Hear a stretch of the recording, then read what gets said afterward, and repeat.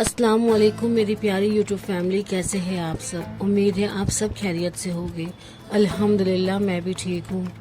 तो आज की कहानी मेरी ज़िंदगी का वो निचोड़ है जिसने मुझे सिखाया कि खामोशी में कितनी ताकत होती है। हो सकता है इसे सुनते वक्त आपकी आंखें नम हो जाए, लेकिन याद रखिए इस कहानी के आखिरी हिस्से में एक ऐसा मौजज़ा छुपा है जो आपकी ज़िंदगी बदल देगा। अक्सर लोग आधी वीडियो देखकर छोड़ देते हैं, लेकिन मैं चाहती हूँ कि आज आप मेरे साथ आखिर तक रहिए ताकि आपको पता चले कि अल्लाह कैसे नामुमकिन को मुमकिन बना देता है। मेरा नाम नीलोफर है। मुझे वो पुराना किचन आज भी याद है जहाँ लकड़ियों का धुआं अम्मी की आंखों में भर जाता था। अम्मी 5:30 बजे से उठती और रात गए तक काम करती थी। मैं किचन के कोने में बैठकर उन्हें देखती थी कि कैसे वो तपते हुए चूल्हे के सामने खड़ी रहती थी, मगर उनके माथे पर कभी शिकन नहीं आती थी। हमारे घर में एक अजीब सा खौफ रहता था। मेरे अब्बू बहुत सख्त मिजाज के थे। उनके घर में दाखिल होते ही हम सब सहम जाते। अम्मी ने हमेशा कोशिश की कि अब्बू की हर बात मानी जाए ताकि घर का सुकून बर्बाद ना हो, मगर अब्बू का गुस्सा कभी कम नहीं होता था। अम्मी की खामोशी में कितनी दर्द थे ये सिर्फ मैं समझ सकती थी। एक दिन अब्बू काम से थके हुए आए और सालन में नमक कम होने पर पूरी प्लेट दीवार पर दे मारी। सालन के छींटे अम्मी के साफ दुपट्टे पर गिरे। मैं डर के मारे अम्मी के पीछे छुप गई। अम्मी ने कुछ नहीं कहा, बस खामोशी से फर्श साफ किया और दोबारा सालन लेने किचन में चली गई। उनकी आंख से निकला वो एक आंसू आज भी मेरे दिल पे नक्श है। ईद आने वाली थी। अब्बू के पास इतने पैसे नहीं थे कि सबके लिए नए कपड़े आते। अम्मी ने अपने पुराने जोड़े धोकर इस्त्री किया और अब्बू से कहा, मेरे पास तो बहुत कपड़े हैं, आप बच्चों के लिए नए जोड़े ले आइए। मैंने देखा था कि अम्मी का वो जोड़ा कितना पुराना हो चुका था, मगर उनकी ममता सबसे बड़ी थी। एक शाम मैंने अम्मी का हाथ पकड़कर पूछा, अम्मी अल्लाह ताला हमारी बातें कब सुनेंगे? अब्बू आपको इतना डांटते हैं, आप कुछ क्यों नहीं कहती?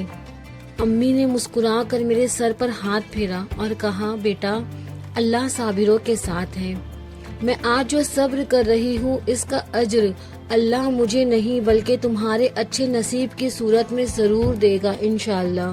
कभी कभी मोहल्ले की औरतें भी आया करती थी और अम्मी से कहती कि तुम क्यों इतना सहती हो, लेकिन अम्मी बस इतना कहती कि घर जोड़ना औरत का काम है, तोड़ना नहीं। वो लोगों की बातों पर कान धरने के बजाय अपने बच्चों की तरबियत पर तवज्जो देती।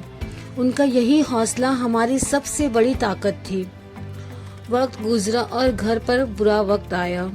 अब्बू का काम छूट गया और अम्मी सख्त बीमार हो गई।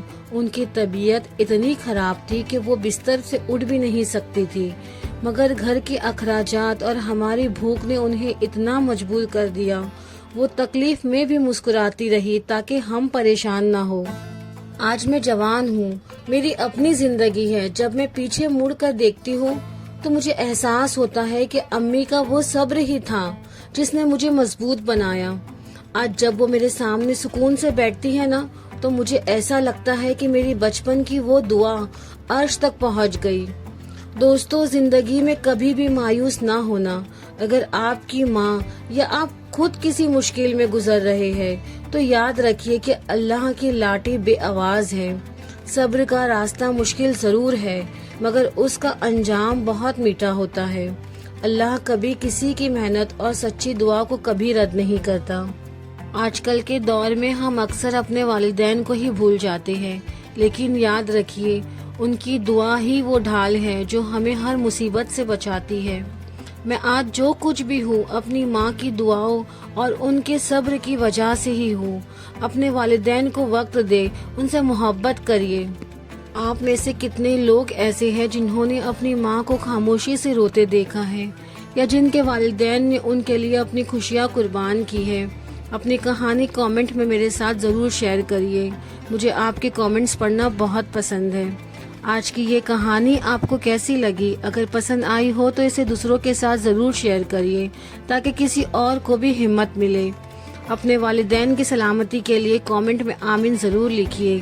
मैं रोज़ाना 3:30 बजे आपके लिए ऐसी ही कहानी लाती रहूँगी। میری ہمت اور میری حوصلہ افزائی کرنے کے لیے آپ لوگوں کا بہت شکریہ۔ ملتی ہوں اگلی ویڈیو میں، تب تک کے لیے اپنا بہت خیال رکھیے گا۔ اللہ حافظ۔